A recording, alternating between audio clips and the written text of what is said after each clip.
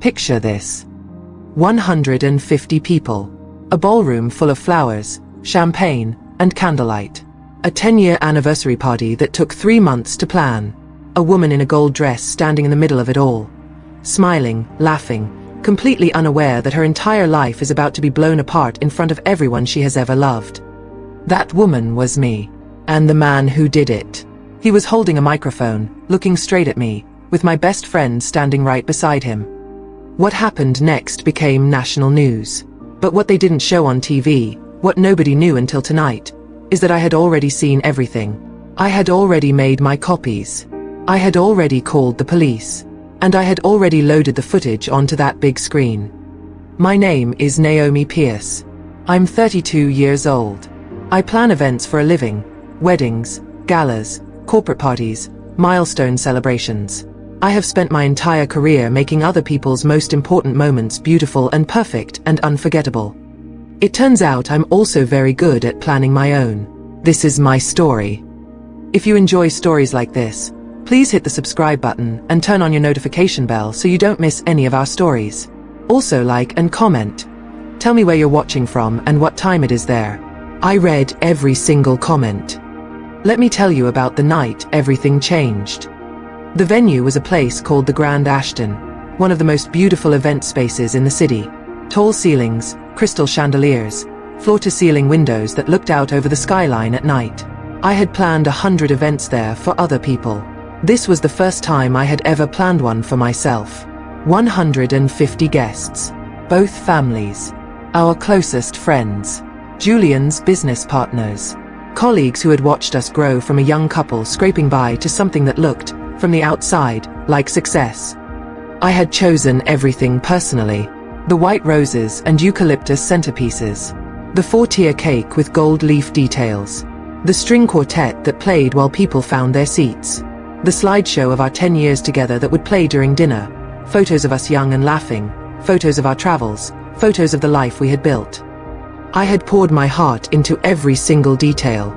Julian Pierce, my husband, was 35 years old and ran a real estate company that had taken off in the last few years. He was charming, well-dressed, and knew exactly how to work a room. People liked him immediately. That had always been one of the things I loved about him. The way he could make anyone feel at ease. Ivy Lawson was my best friend. 31 years old, beautiful, smart, and the owner of a little boutique downtown that sold the kind of clothes that made women feel like the best version of themselves. We had been close for 7 years. She was in my wedding. She was the first person I called when things were hard.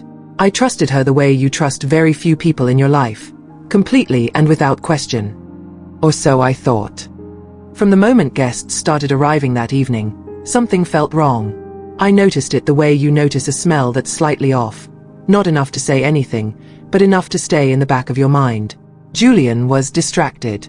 He kept checking his phone. He and Ivy were exchanging glances across the room. Quick looks that stopped the moment they realized I might be watching. I told myself I was being paranoid. It was a big night. Everyone was nervous. I focused on greeting guests and making sure everything ran smoothly, the way I always do. And then Julian picked up the microphone. He wasn't supposed to give a speech until later. That wasn't the plan. But he walked up to the front of the room during cocktail hour, tapped the mic, and the room quieted down. "Everyone," he said, "I have an announcement to make." I remember the exact feeling of those next few seconds. A kind of calm. Like the moment before a car crash, when time seems to slow down and your brain is trying very hard to process what's coming before it actually arrives. Julian stood at the front of that beautiful room and said, "I've been living a lie, and I can't keep doing it. There's someone in this room who I love, someone who isn't my wife." The silence was total. I heard my mother, Gloria, somewhere to my left, make a sharp, small sound. And then Julian turned and held out his hand, and Ivy walked forward and took it. She was wearing red. I remember that. I had actually complimented her dress when she arrived. I had hugged her and said she looked gorgeous.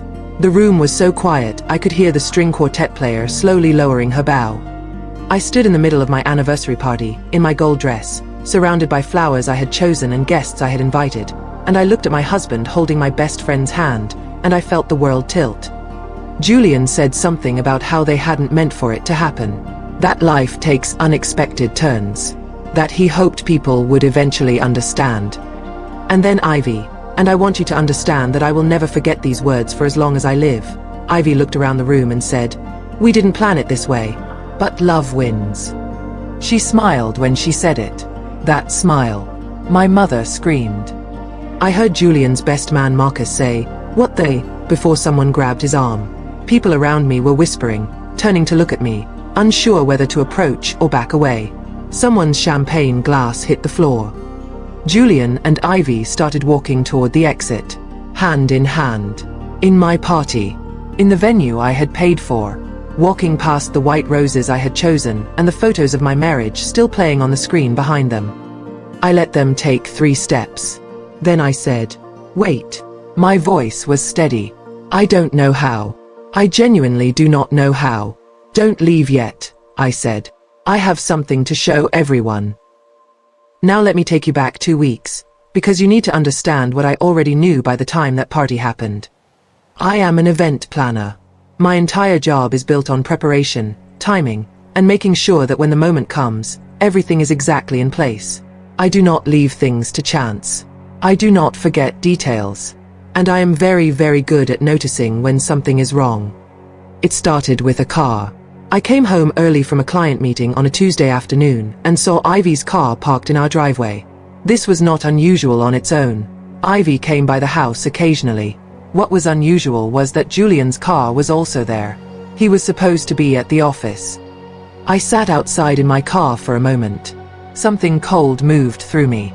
I drove around the block, parked down the street, and walked back.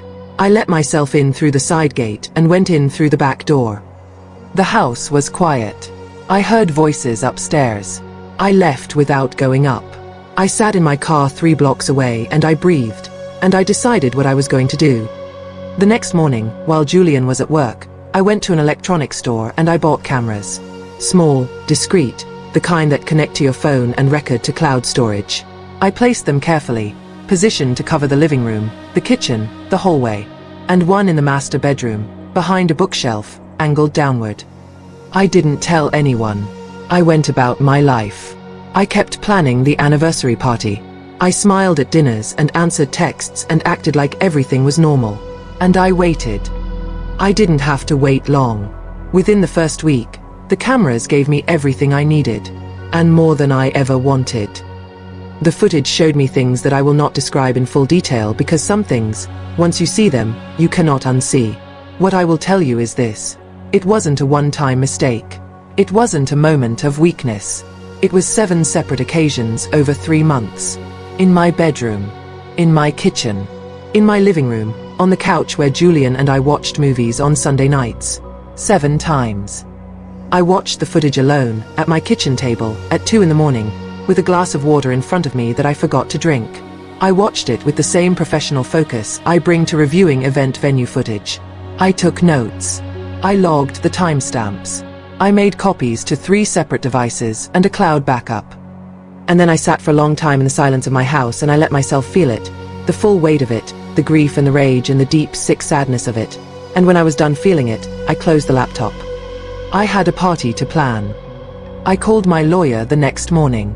I called my bank the morning after that. And that's when the second thing came to light. Something even worse than the cheating. The bank statements told a story that made the affair look almost small by comparison. Over the previous 6 months, Julian had been quietly moving money. Not small amounts. Not here and there. I'm talking about systematic, deliberate transfers. $200,000 of marital assets, moved into an account I had never seen before. An account that, when my lawyer traced it, had 2 names on it. Julian Pierce. And Ivy Lawson. They weren't just in love. They were planning to disappear together. With my money. I sat with my lawyer and I laid out everything. The footage, the bank records, the texts I had quietly taken screenshots of from Julian's phone while he slept. My lawyer looked at all of it and then looked at me. "What do you want to do?" she asked. "I want to wait," I said. "Just a little longer." Back to the party. Julian and Ivy had taken those 3 steps toward the exit. The room was loud with shock and confusion. My mother was crying. Marcus was standing perfectly still with an expression I couldn't quite read. I walked across the room toward the A/V booth. I had set this up beforehand. The technician on duty was someone I had worked with for years, and I had given him a USB drive before the guests arrived with very specific instructions.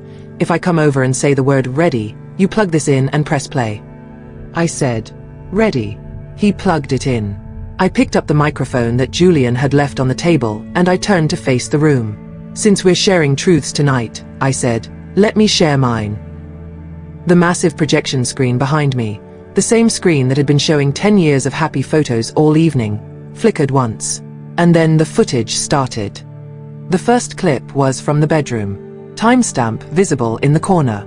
Julian and Ivy, in my marital home, on a Wednesday afternoon, 3 weeks before the party. The room erupted. I have worked enough events to know the difference between the sounds a crowd makes. Excitement sounds one way. Surprise sounds another. Horror sounds different still. What I heard in that room was all three at once. Julian moved first. He was across the room and heading for the A/V booth before most people had even processed what they were seeing. His face had gone from pale to furious in about 2 seconds. Marcus stepped in front of him. Julian was bigger than Marcus, but Marcus didn't move. Let it play, Marcus said quietly. Julian said something I won't repeat. Marcus didn't step aside. The footage continued. Second clip. Third. Different dates. Different rooms. The timestamps made the timeline impossible to deny. Every attempt Julian made to get around Marcus was met with another guest stepping in his path. Men who had known me for years. Men who had watched me plan this party and pour myself into this marriage. Men who were now seeing exactly what kind of man Julian Pierce really was.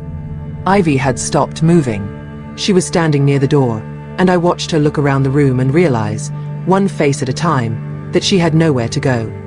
And then the thing happened that even I had not entirely planned for. From somewhere in the middle of the room, a man stood up. He was tall, broad-shouldered, and the color of his face was the grey-white of someone who has just been hit with news they can't yet process. His name was Trevor, and until approximately 4 minutes ago, he had believed he was Ivy Lawson's devoted husband. Nobody at that party had known Ivy was married. She had never mentioned Trevor to any of our mutual friends. She had kept him entirely separate, another man she was lying to, another life she was hiding. Trevor looked at the screen. Then he looked at Ivy.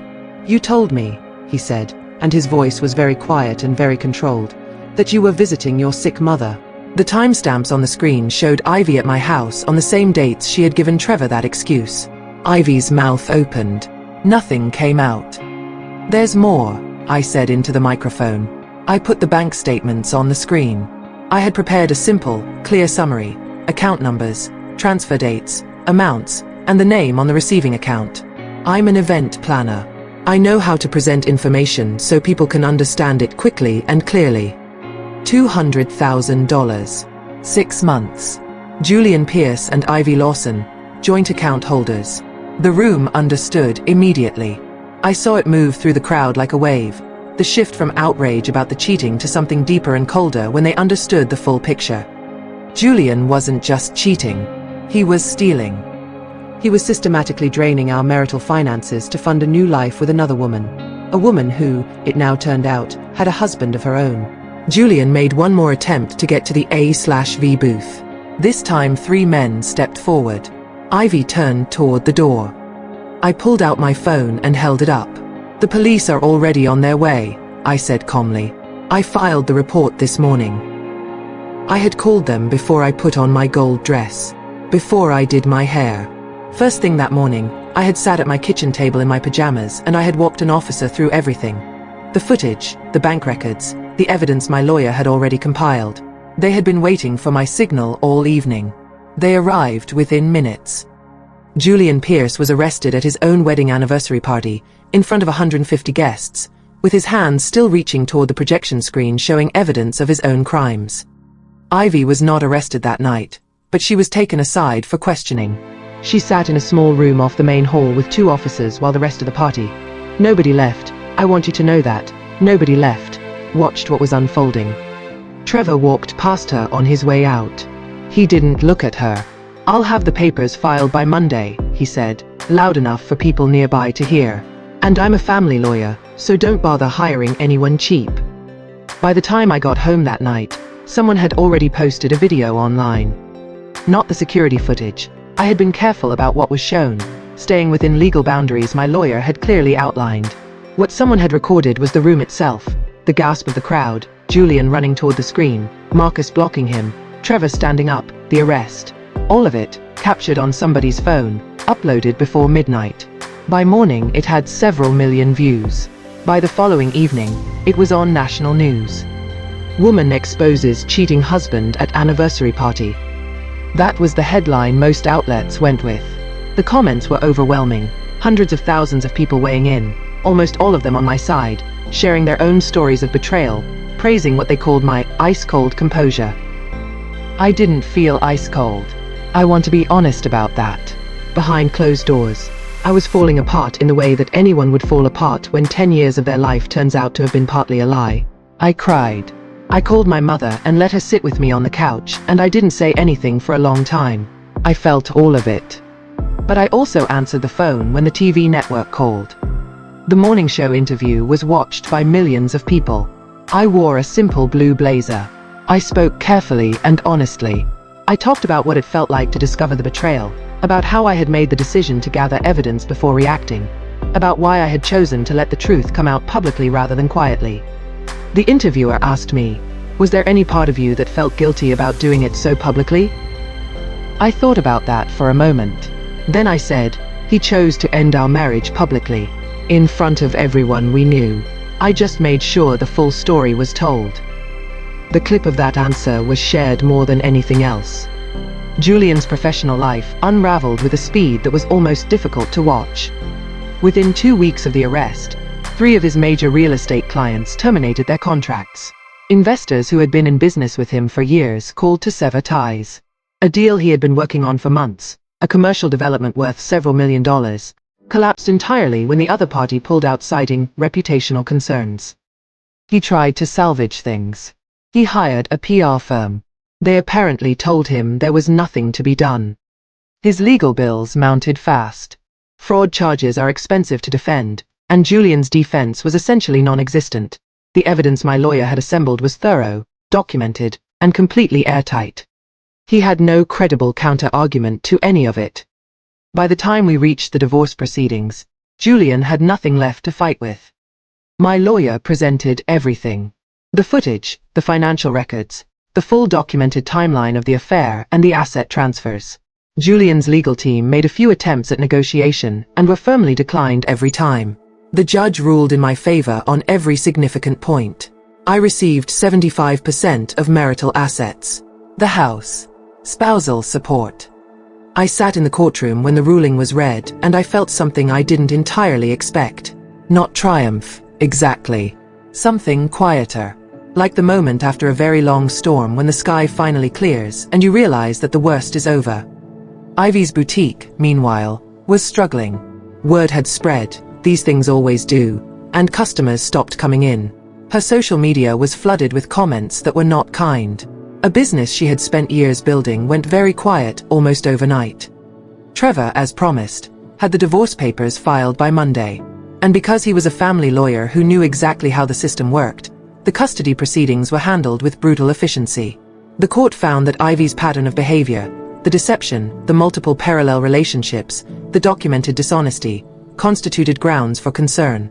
Trevor was awarded primary custody of their children. I heard about this through mutual connections, and I want to be honest. I felt some sorrow about it. Not for Ivy, not yet. For the children. Children don't choose their parents' mistakes. Then Marcus came to see me. Julian's former best man sat in my living room, looked at the floor for a while, and told me he was sorry. That he had noticed things over the years. Small things, moments that hadn't quite made sense, and had told himself it wasn't his place. "I should have said something," he said. "That's on me." And then he said, "There's something else you should know about Julian." He told me about Julian's first wife, a woman named Dana, who had left the marriage 5 years before I came into the picture. She had stayed quiet, Marcus said. She had taken a settlement and moved away and chosen privacy over justice. "She's not the only one," Marcus said. It took 3 weeks, but 2 other women came forward. Different cities. Similar stories. Julian Pierce had a pattern that went back years. Charming, building trust, then manipulating and financially exploiting the women in his life.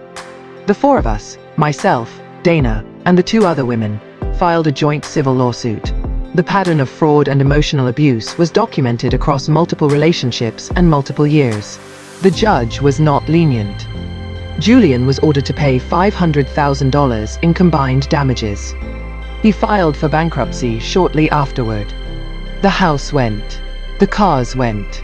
The business, what was left of it, went. Julian Pierce, who had stood in a ballroom full of people holding my best friend's hand with the confidence of a man who believed he had already won, ended up in a small apartment with almost nothing. And Ivy. The moment the money was gone, so was she. It turned out she had not fallen helplessly in love with Julian Pierce the person. She had fallen for Julian Pierce the lifestyle. When the lifestyle evaporated, her devotion evaporated with it. I almost felt sorry for him at that point. Almost. 1 year later, my life looked nothing like it had before, and in almost every way, it was better. My event planning business had grown beyond anything I could have predicted. The publicity from the interview had brought in clients from across the country. Women who had heard my story and wanted to work with someone who understood resilience. Corporate clients who respected the composure I had shown under pressure. I hired 2 assistants. I moved into a new office. I bought my own house. Smaller than the one I had shared with Julian, but mine in a way that nothing had ever felt mine before. I painted the walls colors I actually liked. I filled the bookshelves with books I actually wanted to read. I planted a small garden in the backyard that nobody had any input on except me. And Marcus, Julian's former best man, the man who had stepped in front of my husband's rage with a quiet, let it play, had become one of the most important people in my life. It had started as friendship. Slowly, carefully, built on honesty and mutual respect and long conversations over dinner. By the 1-year mark, it had become something more. It was nothing like what I'd had before. It was better precisely because it was slower and more honest and more real. I was in a grocery store one afternoon, not thinking about any of this, just thinking about what to make for dinner, when I heard someone say my name. I turned around. Ivy Lawson was standing in the next aisle wearing a uniform polo shirt and a name tag. She looked smaller than I remembered. Her hair was different. Her eyes had something in them that I recognized after a moment as genuine shame. She walked toward me slowly. "Naomi," she said. I've thought about this moment so many times." She swallowed. "I lost everything. Trevor, the kids, the shop, all of it." Her voice broke slightly. "I know I don't deserve anything from you, but I'm asking anyway. Can you ever forgive me?" I looked at her for a long moment. I thought about 7 years of friendship. I thought about the red dress and the smirk and love wins. I thought about my kitchen at 2 in the morning watching footage on my laptop. I thought about the bankruptcy notice and the custody ruling and Marcus stepping in front of a rushing, furious Julian to say, quietly, "Let it play." I thought about my garden and my new office and my own walls painted my own colors. "Ivy," I said, "I don't hate you. I genuinely want you to build a better life." I paused. "But you're asking me if you lost everything. You didn't lose everything." I held her gaze. "You threw it away. There's a difference." I put my basket on my arm and I walked to the checkout. 8 months after that encounter, I stood on a stage in front of a few hundred people and gave a talk. I'm not someone who ever imagined being on a stage like that. I plan events. I don't usually speak at them. But the requests had kept coming. From organizations, from women's groups, from people who had heard my story and wanted to understand how I had gotten from that ballroom to the other side of it. I talked about betrayal, about the particular grief of losing 2 people at once, a husband and a best friend, and how that kind of loss makes you question everything you thought you knew about your own judgment. I talked about the difference between revenge and accountability. I talked about how the cameras weren't about punishing Julian and Ivy. They were about protecting myself. They were about making sure the truth couldn't be buried or rewritten or whispered away. A publisher reached out 6 weeks later. The book took most of a year to write. Long evenings, lots of coffee, more honesty than I thought I was capable of. I called it the big screen moment, how I turned my worst night into my best life. And on a Saturday in early spring, about 18 months after the anniversary party that changed everything, I got married again. There were no chandeliers and no string quartets. 30 people. Our families, our closest friends, a backyard full of wildflowers, and a cake I had not personally planned for once in my life. Marcus stood at the end of the aisle with tears in his eyes that he made absolutely no attempt to hide, and I walked toward him thinking, this is what it was supposed to feel like. This whole time. This is what it was supposed to feel like. My mother, Gloria, gave the toast. She stood up with her glass and she looked around at all 30 of us, and she said, to my daughter, who stood in the middle of the worst night of her life and found the strength to tell the truth, who taught every single person in that ballroom, and apparently a few million people online, that dignity is the best revenge. People laughed. I cried. Marcus held my hand under the table. Later that evening, after most of the guests had gone and Marcus was inside washing dishes, and I was sitting on the back steps looking out at the garden I had planted, my phone buzzed. A message from a number I didn't recognize. My name is Sandra. My husband cheated. I don't know what to do. Someone gave me your number and said you might understand. Can we talk? I sat with the phone in my hand and I looked at the garden and I thought about that woman. Sitting somewhere in the dark, afraid and alone, trying to figure out what comes next. I typed back. Yes. Let me tell you about security cameras. They thought humiliating me publicly would break me. Instead, it freed me to build something real.